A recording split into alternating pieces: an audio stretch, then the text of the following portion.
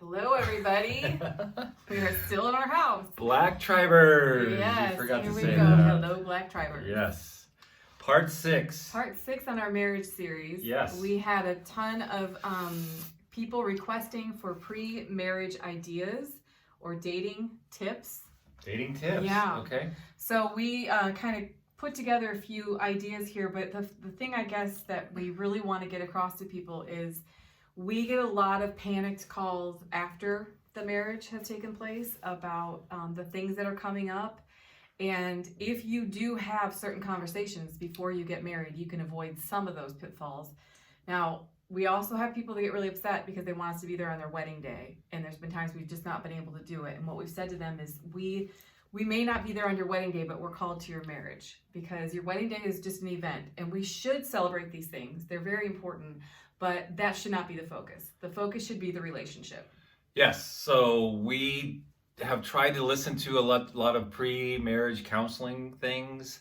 A lot of it's cheesy. A lot of it doesn't really deal with the stuff. The real issues. So we like to get raw. We like to equip you with some tools to actually have a good fight, to actually have really good conversations, to actually know what it means that the marriage bed is undefiled and what sex can look like in your marriage. But those are the kind of discussions you need to have before you decide to marry someone. Yes. And I agree with Lisa on the fact that I don't know what I agree with you on. You agree with me on everything. Right. We were telling a story earlier today about a couple that came to us and they said, hey, will you do our pre-marriage counseling? Yes. And we were like, sure.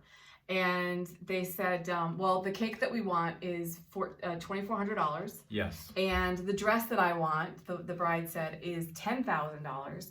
And so we were really hoping to get your services for free. Mm-hmm. And my response was, so you will invest in butter and flour and sugar to the point of $2,400, but when it comes to actually dealing with your relationship, you want to make no investment at all. Right. And so I said, no, we're not interested, but thanks for asking us. Now, there's been people that come to us and said, listen, we are going to have a simple wedding and we really don't have a lot of funds. We're in between, lots going on. And will you help us? Yes, we'll help you. But when someone tells me from the first meeting that I value sugar and butter and flour more than I value the relationship that's going to come out of this lifelong covenant that I'm entering with another person, I can't help them. Right. And so it's really important to get this, guys, especially you're pre-married. Don't spend a ton of money on your wedding. I mean, it's good to celebrate. It's awesome that family's going to be there. But the ridiculous amounts, it's $1 billion industry. Multi-billion dollar industry. And it's a ridiculous amount of money that we're spending on this one day. That life is about the marriage. It's about what happens the day after. And like you said earlier on a different podcast we were doing with G42, the veil literally comes off the next day. Yeah. And now it's for real. And now you've got to learn how to be married and what does covenant mean and how does that work. And so we're going to talk about a little bit of that Yeah, today. so for people that are engaged or even people that just recently have been married in the last couple of years and things are starting to come to the surface, you can go back at any time and hit the restart button, because God designed marriage to succeed. Everything he designs is to be successful. He doesn't design things to fail. And your marriages absolutely can be successful kingdom marriages, but it's going to take some communication and some, the best way to start, I think, is before you even start talking to the person that you are engaged to, sit down and write out your core values. Like, what do you value the most in life? If you value family, do you value money? Do you value health? What are the things that you value? And a lot of people that are out there single right now, there's a lot of young women I work with, and they're like, I like really muscular guys that are adventurous and work out. And I think, well, you might want to go lift some weights. And if you want to attract a muscular guy, and I really, I love guys that are studying and they're sages and they want to learn more. Well, you might want to start reading some books yourself. And so you will attract to you the same level of health that you're at. Absolutely. And I do also want to just on finishing my statement that, spend a lot less money on the wedding and a lot more money on the honeymoon. We spent 3 times as much money on the honeymoon. Go celebrate. And Go have massive amounts of sex. Best 10 days of my life. Yes, in Kauai, Hawaii, and the roosters would crow and we wouldn't move, and so it was awesome. That's awesome. But yeah, look, guys, listen. Lisa's going to walk us through just some things you can do before you're married, and I want to say this at the very beginning, that you want to bring your relationship, any relationship that you're in, under the fear of the Lord. And what I mean by that is that it's not that you're afraid of God and that it's a religious thing. I know our religious mind, especially if we were raised in the church, we're going to go to a religious mind of fearing God means I need to perform and I need to be moralistic and all the stupid things that we have put in you and said to you in our churches. But the truth is the fear of the Lord is that you're in awe of who He is as a father.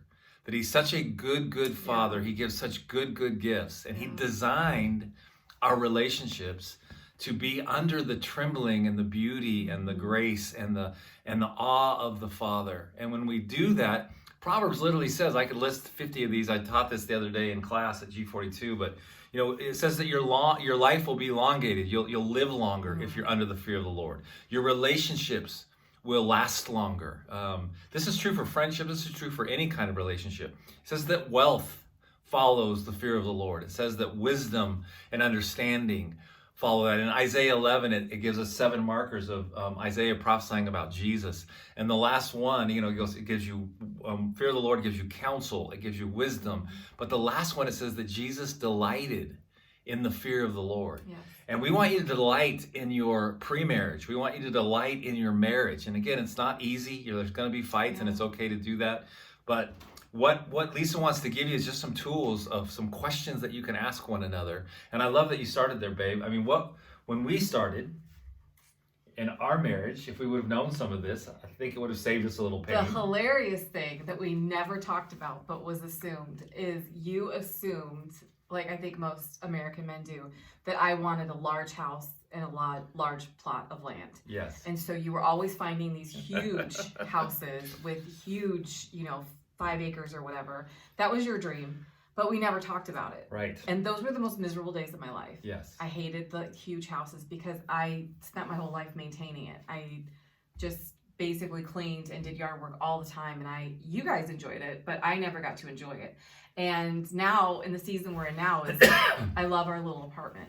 Yeah, our little casa here in Spain. It's really simple. This is our whole living room that you're with us in here if you're watching us on video. Yes. And I love it. I can clean it in 2 hours and we can travel, we can do what we want. And it's just simple living. And I really love simple living, but we never really had a conversation about that. I assumed because when we were dating, I was living in a kind of a small cottage house, that you knew that was something that I valued. We never talked about it. And it caused a lot of frustration. Yeah, and so it did. You have to talk about everything. And I think that people are so wrapped up when they're in their pre-married of the wedding or the romance, which is awesome. Like, enjoy it. Like, that's in it. And the sexual tension and all the beautiful things that happen at that time of your life. Hope that's not COVID. Anyway, keep going. It's not. Okay. But you did have a corona, so that could be it. Did you like it when I got you? Yes. Okay. Yes, thank you. What was I saying? That's all right. I threw you off with my COVID cough. Yeah, you did. Anyway, I think that we just have to go back to the very basics of having conversations that is going to affect the rest of your life. Yes. Because we're talking to kingdom people that are looking at a covenant relationship, which is very, very different than a contract. Okay, so let's talk about that a minute. Most of what we've seen and witnessed in the church and outside the church, and we deal with this all the time. This is how we know this. We're actually experts at this because we deal with it all the time in young people, is that they watched their parents be transactional their whole life. So their marriage wasn't covenantal. It was transactional. It didn't work. And their work was transactional, and their friendships were transactional. And they would be with people and be having fun, and then come home and talk about those people in a negative way. And so these kids grow up and they say, I don't want to get married. Right. I don't want to go to the church. It's all a big scam and a big lie. And so because we've made life about being transactions, that's it. And that's why, again, I've said this a lot, and I'll say it, keep saying it, it's why one of the #1 suicide rates in America now is 50-year-old men, because their whole life was based on transactions. And so when the kids leave and the wife's not enough, and you're addicted to pornography and all the things happen in our lives, we don't want to live in that, and we know that's not a fulfilled life. And so covenant, let's talk covenant. So first of all, do you understand what covenant is? Yeah, what because is it? and people bring up a lot, like, we're going to live together and we're going to see how things work Right. out. Horrible idea, by the way. That's a contract. Yes. Because that says we're going to have the weakest possible relationship where we're both consumers from each other. Yes. We're both seeing what we can get from each other. And we're going to take as much as we can from each other. But if any point I'm no longer happy, I'm out the door, and it costs me nothing. And that we've seen so many relationships that they live together for however many years, months, and then they get married and they're divorced within a year because it was all based on the contract. And what can you do for me instead of what covenant is how do I serve you the best? Covenant says I am coming to assume responsibility and lay my life down. Yes. Completely different than every movie we've ever seen, everything that Hollywood shows us, and everything that we're taught. We're taught you find your soulmate, and then your soulmate meets all of your needs and makes you happy. Yes. That's what culture tells us. And we're wondering why people are disillusioned. We're wondering why people are walking away from marriages, even with their little kids that are going to suffer for the rest of their lives from the trauma and all the things that come with divorce. It is a ripping and a tearing. And it's why God says he hates divorce. He doesn't hate it because... He doesn't hate the people. He hates it because he knows what it does to his sons and daughters, and not just to them, but the ripple effect of hundreds of others that have to deal with that for the rest of their lives. And most of divorce comes from generations. It's a generational curse that you can break. Galatians 3 said Jesus broke all the curses when he died on the cross for us. And so you can apply that broken... that healed curse, it's broken, that curse has been broken in your life of divorce if your parents or your grandparents have been divorced. Yes. But again, the reason why there's so much divorce is that it's not covenantal. It's not covenantal. And that God is a covenantal God. He's a covenantal God. And love bleeds. Adam was cut into in the covenant. Love bleeds. Love always bleeds. So let's give some practical things about discussions to have. Okay. Is if you are engaged and you are looking, or you are newly married and you've not had certain conversations and things are coming to the surface, I would first of all start with your own personal core beliefs and what you value in the list of what you value the most, and then bring that together as a couple. And like the first thing on mine is always loyalty. Right. That's the most important thing to me. I don't care if you buy me gifts. I don't care if you remember my kid's birthday. I don't care about any of those things. I love it when you get flowers and do things like that because it means you're thinking of me, and you do those things all the time. But if you're at any point disloyal to me... I bought you a plant the other day. The plant's alive and kicking, babe. Okay, yeah, good. I didn't kill it yet. Yeah, but for you it's loyalty. So if you feel like I'm being disloyal in any way, it just throws you off. That would destroy me. Yeah. Yeah. And what would your number one core value be? Well, I love having fun and celebrating. That's my number two. Yeah, I think... we both love fun. Yeah, but I had to help you learn how to have fun. Well, I hadn't had any fun for a long time. Yeah. Yeah. Well, when we met, I was a single mom and working, and I hadn't had any fun, and so I got just giddy when we got together. Right, and you didn't know that we could take a Tuesday night and have a bottle of wine. I know. And incredible I said sex. It's Tuesday. What are you doing? This is awesome. No, Yeah. I loved it. Yeah. I loved it. And we learned how to have fun. If you're not celebrating together and dating one another every week, your marriage will never work anyway. Yeah. Right? But that's got to become a value that you talk about. I want in my marriage, I want to date you. I want to keep the freshness and the spontaneity about our relationship alive. I want to have childlike hearts towards one another, full of wonder and awe and purity, living from our hearts with one another. Those are values that you need to talk about. Yeah, and those are what our children love the most. Children, when they see their parents hug and kiss, we all did when we were little, we all go, ooh.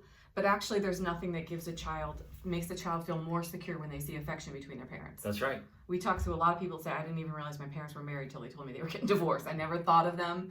Our Emily said to me on the phone the other day, she said, Mom, I just realized in the last couple of years that you're a person.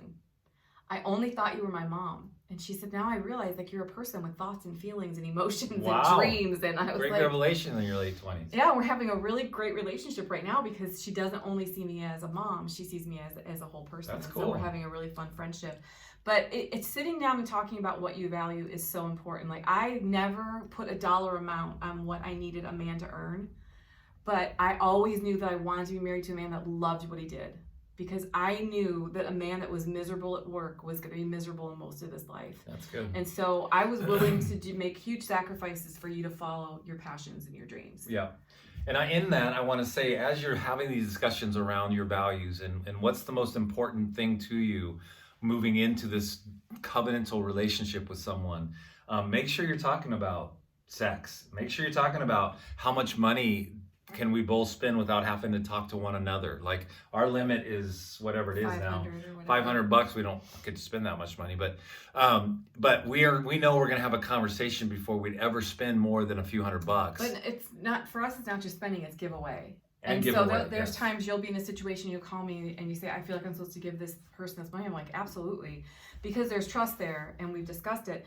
But one tip that we've given out a lot that really helps young married couples is, like, some men are really passionate about cigars or their motorcycle or whatever, and or golf or whatever it is, and the wife is like, I think that's a stupid waste of money. But some people like me are really passionate about their hair, and it's not cheap. Which you just spent. I have a lot. I didn't spend any money for 4 months in quarantine, so lockdown. Price per wear, it was a good investment. But what we've told young couples is, like, whatever your budget is give each other each a certain amount of money, like maybe $100 a month that is just yours, and that $100 a month is just mine. And if I value my hair, I can spend it on that, and you don't have an opinion about it. And if you really value cigars, that's your thing. Everything else should be discussed and have a budget or whatever. Yeah. But it doesn't matter if I think that cigars are important. If that's something my husband is really passionate about, really loves, I want him to have that. And even though you can get your hair cut for €8, which I appreciate, I can't. Right. And it is important to me. No, I think that's huge. Just to give each other that wiggle room. And let's bring up motorcycles for a second. I think my wife celebrates me having a motorcycle. Now, I haven't had one for a while, and I'm looking forward to having one again one day, potentially in the States. I love motorcycles. And you love it, and you love going on the rides. I know I talk to lots and lots and lots of women who do not let their husbands have motorcycles. And I understand they're dangerous, but everything's dangerous. And we've got to live a little bit. He's dangerous. It's true, and I hope you're dangerous. We all should be. Yeah, we have to live life. We have to have a lust for life. It's okay. I know we've taught you, especially again if you've been raised in the church, that lust is bad and living free is bad. And that's true when it's overcoming your life. Yes. And when you're addicted to things like pornography. But when I say a lust for life, it's eating that brilliant prime rib steak, with your elegant wife. I love the way Roar describes the lover, and you've got your beautiful kids around the table with a really good bottle of wine or a nice glass of scotch, covenant scotch. We can talk about that too.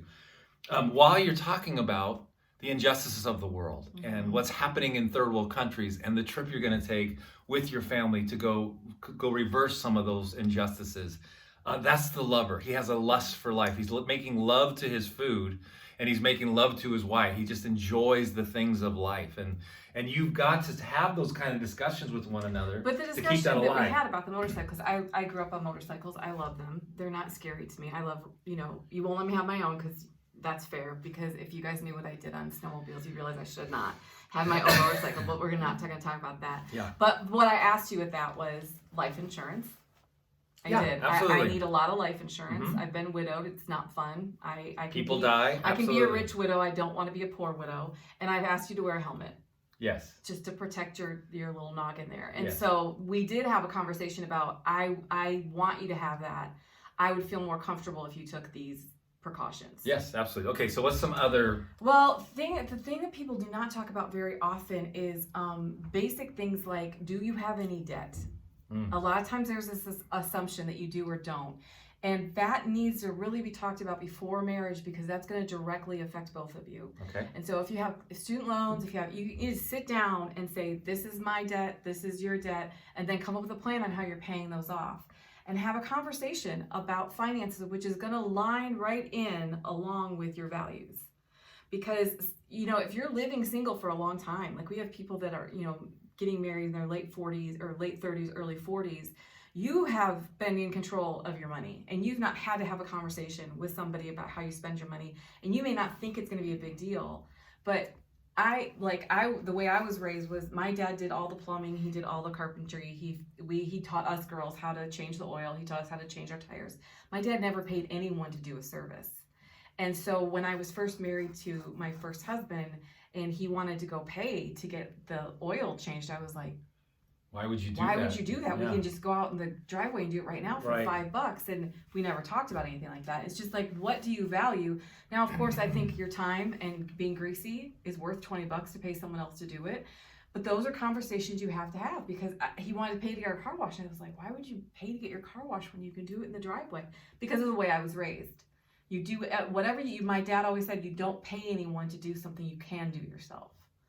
My attitude of that has changed considerably as I've gotten older, where how I value my time, I'd much rather pay someone often to do something that takes a lot of time when I could be writing or doing something else. It's that, and just because I suck at being mechanical. Yeah, well, I'm not good at it. No. My dad did change his own oil, and he would invite me to do it, but when the first time I'd screw up, he just pulled a wrench from me and do it himself. Everybody your generation had that story. Well, it's true, and I never did learn how to really do. I know how to do it, but I'd rather pay somebody because my time is valuable. We have many teachers. But we have to have those discussions. We have many teachers, we have not many fathers. Yes. And the other thing you have to talk about is children.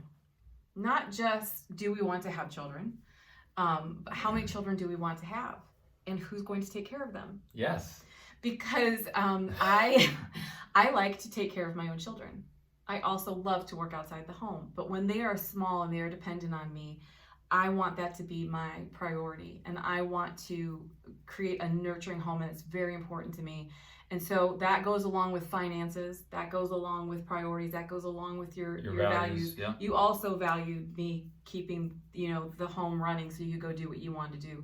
But that was a conversation we had to have. Wanted, but had to go do. Yeah, I'm sorry. You had some crappy jobs, but you had to provide for your family, and so you were doing your part and I was doing my part. I kept the house running, and we didn't have any conflicts we both valued that. Well, and I think it's who does it better. I mean, you're a much better parent than I am. True. and so if there's men listening, you can make a lot more money than I can. Well, yeah, but if there's men listening, and you as a lady have an incredible career. Yep. Man, stay home and raise the kids if you're really good at it. Absolutely. That's good. That's a brilliant thing. We know a lot of couples that do that. All the old stuff you've been told about that is stupid. It's out the window. Roles don't matter. All that matters is it's kind of like when you're discussing your finances. Who's really good with finances? That's the person that needs to do the finances.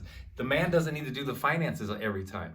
In my home growing up, man, we all tried to leave every time my dad was going to reconcile the checkbook, because in those days there was these things for our young people called checkbooks, and you had to write ledger and write a thing, because he'd get so angry. He just wasn't good at it. He just hated it, and so he got mad at everybody for spending money and we were wealthy in some of that time. So you've got to discuss, how do the finances work? How are we going to do this? And whoever is better at it, and I think it's great to do them together, but who's ever better at it, that's who should be doing it. Well, we've learned what I'm good at and what you're good at, and we've had those conversations, but then we always bring each other in. So you're doing some investing now, and I can look at it at any time. Right. And I love that you carry the weight of that, because I don't like carrying the weight of that. But we do have to talk about what is that, how much do we want to invest? What do we want to invest in? And I think that's something that you can both pray into and both be a part of. Absolutely. Even if one is kind of carrying that. But you got to have all those conversations. And then the thing that people don't talk about a lot, and they don't think it's going to be a big deal, is the in-laws. Oof. Dun dun dun. There are some people that their family of origin is everything to them. Yeah. And they are incredibly close to their siblings. They're incredibly close to their parents. Beautiful, beautiful thing. But if you're marrying someone that has not had that kind of experience, nor maybe wants that experience, maybe doesn't want the in-laws to be that involved, those are really important conversations to have. Scripture's pretty clear about leaving and cleaving, which I've said many times. I do think we need more mothers walking their sons down the aisle, because mothers have a hard time letting go of their sons. My rule as a mother of adult children is, my sons, that's your queen. I am not your queen. That is the most important woman in your life. It is not me anymore. That's the person that you make decisions with. I'm just here to support and love you guys. Mothers need to do that. They Yes. need to release their children. Release and control. Fathers need to release their children. Yes. And the way that the engaged couple or married couple needs to honor that is you do not bring your parents into your personal issues. And listen, again, we're experts at this because we deal with this all the time with young couples and young people, where we find, there's soul ties that you have with your parents. And, if it's the woman and she's got a soul tie with her mom, that's going to get in the way of her husband all the time. And so you've got to get real about breaking those soul ties. And it makes your relationship with your parents better when you do break that. Yeah. And what I mean by soul tie is simply, if you think of your mom or your dad when you're making a decision before you do God or your spouse, you have a soul tie with your parents. And Jesus made it very clear. You leave and cleave. You leave your family of origin and you cleave to your spouse and your new family of origin that you're creating. That doesn't mean you're cutting your family out. That doesn't mean you're not going to Christmas and doing the things. But here's another really good piece of advice. I'm going to give this for free. Is don't spend more than 3 days with your extended family. So if you're newly married and you're going home for Christmas or whatever the occasion is, make it about 3 days and then leave. After 3 days, things start going downhill pretty quickly. And we always get those phone. I've got 3 messages I have to return right now from young brides, and they're living with their in-laws because they need, save money or whatever, and they got this big basement. It's going to be great, and we get along great. And then after, they live together, I'm like, why is this not working? Well, there's only room for 1 king in a household, and there's only room for 1 queen in a household. And whoever's paying the mortgage and has the master bedroom is the king or queen. And it's very difficult to be a grown adult and living in your parents' house. How do the Mormons do it? I would rather live in a studio apartment with just you and 1 couch and 1 chair than live with anybody else. I kind of do. Yeah, that's what we're doing. That I would value that way more than having more room or saving money on something like that. Yeah, that's good. It's really good. It's more important. What else? Holidays. Oof. And traditions. Okay. This is something. I got a pretty good teaching on this, so I want to hear what you have to say. I'd love to hear what you have to say. I think that these conversations need to take place because, of course, as we were raising our 6 children, we hosted all the holidays, and everybody came to our house, and it was great. As our kids started getting into high school and college, they started wanting to go to their significant others for the holidays. I've been invited to so-and-so's house for Thanksgiving or whatever. And then we moved out of the country and our kids definitely had to figure it out. It was really hard for me at first because to me that was a gathering that was so important and it was a family day. Well, you love Thanksgiving. I love all the holidays. I think they're amazing. And I think the reason we love holidays, what's great about holidays is there's a table and there's communion and there's family, and those can be really good things. They can also be the worst days of your life. And as you establish your own family, you've got to have conversations. And parents, let your kids do this. I was talking to all of our kids the other day, and I said, the chances of us all converging on one house for a holiday is going to get more and more impossible as everyone gets married and they have kids. Now I don't care. I don't care if I spend Christmas Day with my granddaughters and it's actually, December 23rd. I just want to be with them. Yes. And they need to go to their other grandparents. That's true. We make these holidays gods. You can't, It's not the day, it's the event. And we've had to, with living internationally and stuff, really learn how to be flexible with that. And you have to understand what is the point of the holiday. If the point of the holiday is to get together with family and celebrate, you can do that on any date. That's right. And to put pressure on young married couples that you have to be at your mom's house Christmas Day because we've always done that. Well, what about the young man's mother who also feels that way? Now our adult children in their marriage are in a position where they're trying to please both sides of the family. Yeah, and you can't. And you got to determine what this actually looks like. And then on holidays and traditions, I think a really good rule to follow around traditions is start, stop, and continue. Okay. And so when you're cultivating leaving and cleaving and you're just establishing a new marriage. So if you're pre-married right now, if you've been married a year or 2, 5 years, if you've been married a long time and have kids, you're going to want to know these kind of things. So start really cool new traditions in your new family, your new little origin of family. As a young married couple, start traditions. One of ours is really simple things. got stuck in Arizona on a family vacation one time on Christmas Eve, and nothing was open except for a Japanese restaurant. What was it? Asian, yeah. I think it was an Asian buffet that wasn't good the first. Yeah. I think we all got sick. It was Asian buffet with Japanese, and so it was a combination. And so we all probably got sick, but I don't think we've ever missed a Christmas Eve eating Japanese food. Now, we live in Spain, our kids are around the world, whatever, so they take pictures of that night. They've carried it into and their they send them to us on Christmas Eve. And if we're together, that's what we're doing. And we like to go see a movie on Christmas Day together. And we've done that. It's a cool tradition that we do. So you got to come up with really cool things. For a long time, especially as the kids were young, we would do a turkey bowl every year. And everybody knew in the neighborhoods and around Colorado Springs, go to Black's. There's a football field by our house. And we had a big turkey bowl and it was awesome. And 6-year-old men were knocking over 6-year-old little boys, and it was so fun. Yeah, it was incredible. And all the girls came out and threw snowballs at us. Anyway, it was but that was fun. Now, there are traditions that you want to stop that didn't bring life to you and your how you grew up in some of those family cultures. And so stop those. If you didn't find life in those and it's just become kind of a religious... Something we just do. Stop them. And then continue the ones that did bring you life.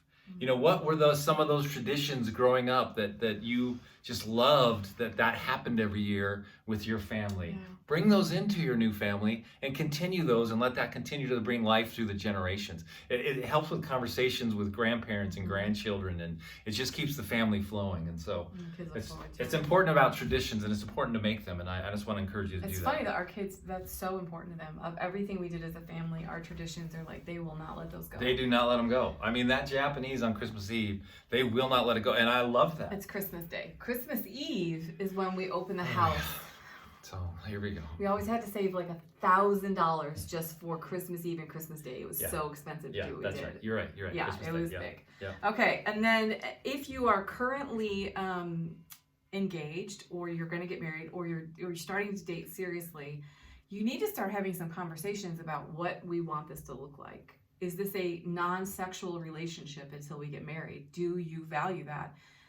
Some people value it more than others. And so if you don't have that conversation, and maybe one is like, I definitely do not want to have sex until we're married, and one's like, I don't think it's that big of a deal, that's going to be a point of contention constantly. And you've got to have a conversation about what our boundaries are and what we want that to look like. And can I encourage you? It is stupid to have sex before you get married. I did it when I married my first wife. It was terrible. I got, she was pregnant out of wedlock, and it destroyed many, many years. I lost many years of my life because of that one stupid decision.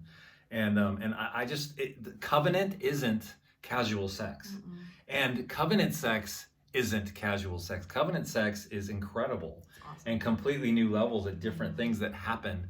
And in casual sex, it's like you can do that with anybody.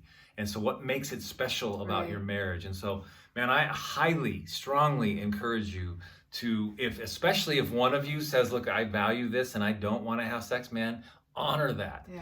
And in fact, one young guy here that kind of broke out yesterday in class, and he's not even let his lips touch anyone except for the woman that he's going to marry.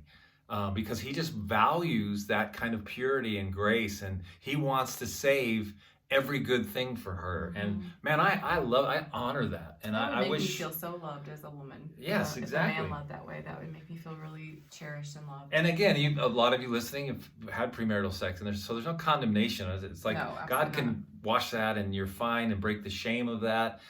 We have to work with young people all the time that have had sex before marriage to break soul ties with those people, to get rid of the shame of that, to walk them through forgiveness of themselves.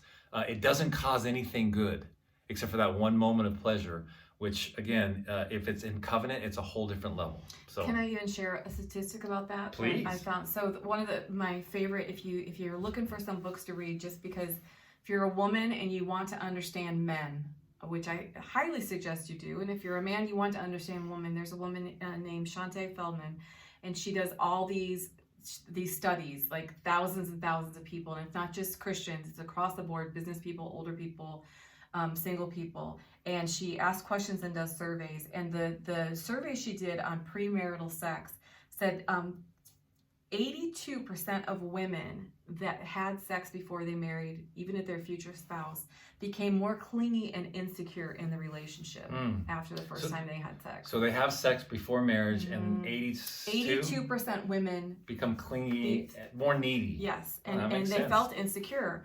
And that was one of my values, is I wasn't ever willing to give something to a man that wasn't willing to give me everything. Because when a woman gives her body to a man, she's saying, I'm giving you my most cherished, sacred gift. And we expect undying love, you to slay dragons, you to fight for us, you to cover us, protect us, all these different things. And when that doesn't happen, it is devastating to most women. And then 70% of young men reported that they lost respect and intrigue for the person they were dating after they had sex. I guarantee you that's true. Now, why is that true? Because it's the hunt. We steal the hunt from our kids by giving them what they want instead of having them go earn it and get it themselves. And then we steal the hunt. You women, when you give in to us as men and we're not married, the hunt's over. I conquered what I was trying to get in the first place, because an unredeemed man, a little boy in a 40-year-old body who's never gone into the second half of life, all he's thinking about is having sex with a woman, because that's how he sees them. A redeemed man, a man at 30 that's gone through transformation and wants to better himself as a man, he becomes a man and he sees you as a woman, he's not going to want to disrespect that. Yes. So what happens is when you allow them to just use you like that, we just lose respect because the hunt's over. Would you say, is it fair to say that's primal? It is primal, yes, absolutely. I think it is. It's unredeemed. And so unredeemed men are boys, and boys want to have sex. Men who are transforming and becoming more like Christ, they value sex as a covenantal gift instead of something I can go take. And girls, when you give it to them, they've taken it and they're done. I'm surprised it's not higher than that. 70% surprises That's me. what they report. Yeah, I'm sure it's higher than that for sure. Yeah. So those conversations about what you value and what that's going to look like for the rest of your life are just crucial. Those are just some conversations you need to have. But if you're single right now and you're starting to date or look around, we have a lot of people that have recently come to us and said, I'm going to do an online profile. I was like, go for it. I don't think there's any rules of good, bad, evil, whatever. I think we all want to be in a pool where there's like-minded people. Yeah. And if I'm a single woman who's seeking after the kingdom, probably, if I say, hey, I'm going to go to a bar and, I might meet a really good-looking guy there, what's he there for, though? What is a guy that's going out to a bar with his buddies? So it's a lot of women come to me and say, well, where am I supposed to find him? And I mean, it's a really valid thing. But as you, I think, you heard about me and my reputation before you met me. And I was doing what God called me to do on the earth. I was working in the inner city. I was counseling. I was taking care of people and ministering to people and caring for people. And you heard about what I was doing before you ever met me. And you were intrigued by. And then I came and hunted you down. And I conquered you, woman. And that is really real, though, that this is going to start with a physical attraction. Yes. And I know people don't like that and they think that's shallow, but that is a primal thing that the first thing we're going to see is whether we're physically attracted to somebody or not. Now, that can fade out real quick if they open their mouth and they're stupid. Well, and for you, it's pheromones too. I do love the way your skin smells. Yes. Yeah. Pheromones are important. And so if I was single right now and I was doing internet dating, I would be like, yeah, this is interesting. We're having a great conversation. But until I smell you, I don't know if that's going to work. Yeah. It wouldn't matter what your picture looked like. If our pheromones don't connect, okay, and you can smell me all day. I love that. Yeah. I like my pheromones. Why do you think you hair. always smell my hair? I like hair. Pheromones are in hair, babe. I like hair. Okay. All right. So, final words. Let's wind this thing down. I think the final words for this younger generation, I'll be 50 in 2 weeks. Wow. You're 54. In September. Okay. Right? Really? Yeah, I think I'm 53. We don't know how old we are. This is the biggest lie I think that's landed on the generation of people that are engaged or dating right now, is that nothing's worth the wait. That I want what I want and I should have it now. And we have given that to you. We've made you that way. We've given you computers. We've given you McDonald's. We've given you phones. We've given you everything that says you can have it right now. And we have a whole generation of people that are dissatisfied and hopeless. Yes. And that's our fault because we put these in your face. Please forgive us for that. Forgive us for that. This is not your fault. But I think the hope has to come back to, is there something better and greater? And the difficult things in life and the things that you really put a lot of energy into and really try and do well are the beautiful things in life. Yes. Beautiful things in life usually don't just fall in your lap. They're usually the things that you really cherish and you really treasure and are sacred. And so to invest ahead of time and really make this your job. Yeah. If this is really, if you want a successful marriage, God has set it up and given you everything you need. And he's given you all the ways that this can be a safe, healthy covenant for you. If you follow his laws, that he put the parameters around us to protect us, not to hurt us. Right. If you do that, you can have that. So why would you not invest? And why would you not take the time and get the payoff though, however? That's the thing I think people forget when they're waiting or they're frustrated or whatever. There is a huge payoff. There is a huge payoff for a healthy covenant relationship that will go on for generations. Those that wait upon the Lord do what? Renew their strength. They mount up as wings as eagles, right? They run and they're not weary. That's your marriage. If you can wait in your heart and be patient and ask for purity, say, God, I need a pure heart in your heart of purity in my heart, because my heart wants to run, it wants to conquer, it wants to have sex. Say, Father, give me your heart of purity. And you wait, and I'm telling you the strength and the beauty that comes from that. And guys, you blink and 6 months is gone. You blink and 2 years is gone. Think about 2 years ago and what you were doing. And so wait for that person. And I promise you, God has a person for you. You're going to intersect and meet them if you're waiting on them. So if you want to go deeper, we'd love to. And so GaryandLisaBlack.com, you can go in there and sign up for some marriage coaching, pre-marriage, post-marriage, some bad things happening in your marriage right now. Just go in there and click on, and we can set something up. It's all automated. It's very simple. Join our Facebook group, all things marriage relationships on Facebook. We have to allow you to come in, but just send an invite in there. And then our Patreon. We have a $10 level Patreon now, patreon.com/GaryandLisaBlack, where we're going to send some of these notes, and we're going to send these videos that we're videoing our podcast now to that on every Wednesday. And so, guys, we love you. We're proud of you, man. We want you to thrive, and your marriage was created to be successful. And we need each other for that to happen. We need community and tribe and life for that to happen. And so we're all for you. In Jesus' name, we bless every pre-marriage. We bless every marriage. We bless everybody that wants to be married. Father, we ask those that maybe are called to celibacy that they would settle with that and be okay, because that's a really good thing too, you say in the Word. And so, Father, we just say we bless all relationships in Jesus' name. Amen. Thanks, guys. We will talk to you next week.